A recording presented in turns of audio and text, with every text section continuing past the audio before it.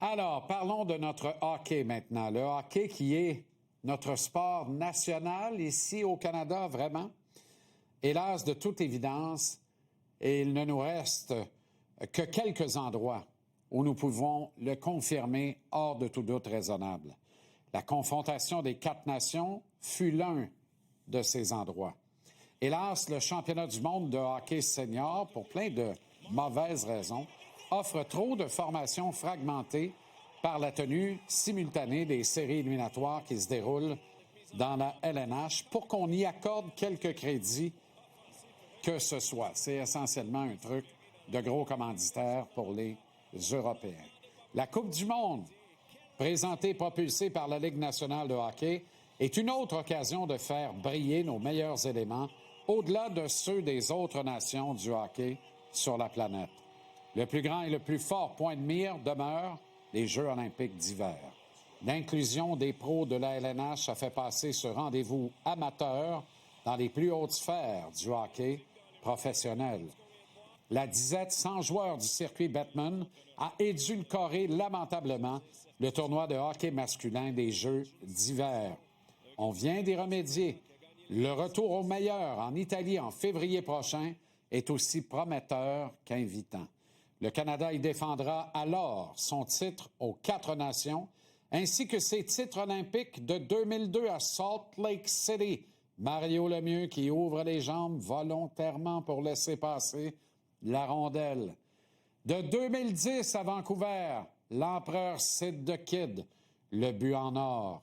Et de 2014 à Sochi, en plein régime drogué d'Union des républiques socialistes soviétiques souhaitées par la Poutine.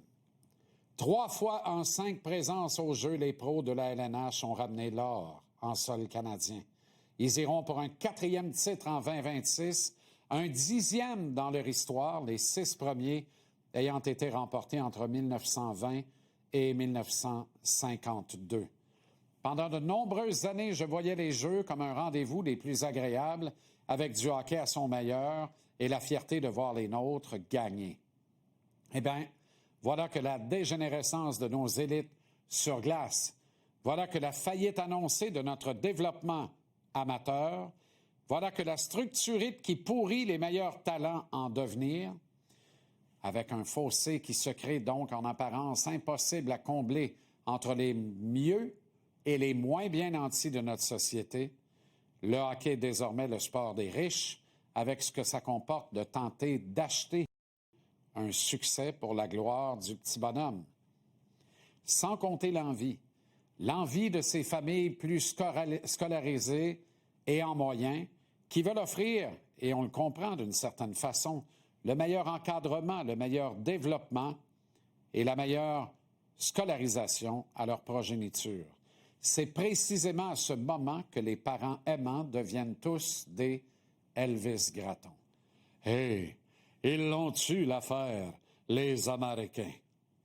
L'exode de certains de nos meilleurs talents qui quittent nos ligues juniors pour un gros chèque puis un diplôme reconnu internationalement n'est rien pour ralentir la chute de notre sport national. Que dire du changement de réglementation NCAA? Indécent.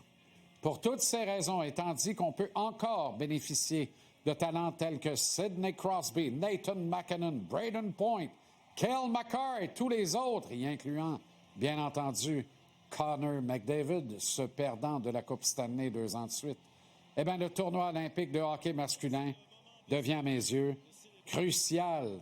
Il ne s'agit plus de s'y amuser. Gagner n'est pas qu'un but. C'est le seul but, pour reprendre le légendaire Vince Lombardi. C'est le dernier bastion, les Jeux d'hiver, qui existent et qui puissent permettre au Canada d'affirmer une supériorité qui ne risque plus de durer encore très longtemps, à moins d'un revirement de situation à ce jour des plus improbables.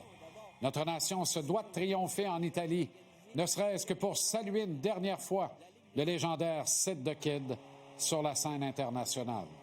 Pour y parvenir, elle ne doit lésiner sur aucun détail. Voilà qui m'inquiète. L'annonce de la nomination des 6 premiers joueurs par les nations en vue des Jeux d'Italie me laisse un brin perplexe en ce qui est de la cause du Canada. Bien entendu, pas de question sur Sid the Kid, son frère de sang de Cole Harbour, Nate McKinnon, et sur le Bobby Orr étant nouveau Cal McCarr. Je pense aussi que Braden Point avait tout lieu de se retrouver sur cette courte affiche première. Et comment ignorer McDavid, auteur du but gagnant de la confrontation des 4 nations. Mais de compléter le top 6 avec Sam Reinhart m'a un brin chatouillé. Pour Sam, me semble que Bennett aurait amplement mérité de se retrouver sur cette courte et relevée liste. À la limite, Brad Marchand avant Reinhart. Pas de scandale ici. À la fin, les deux Sam puis Brad vont y être. Et je pense que c'est une affaire déjà classée. Mais comme le veut l'expression, on n'a jamais 2 chances de réussir une bonne première impression. Même en route pour l'or, ce que je crois fermement, le Canada vient de rater la cible avec Reinhart, mon humble opinion.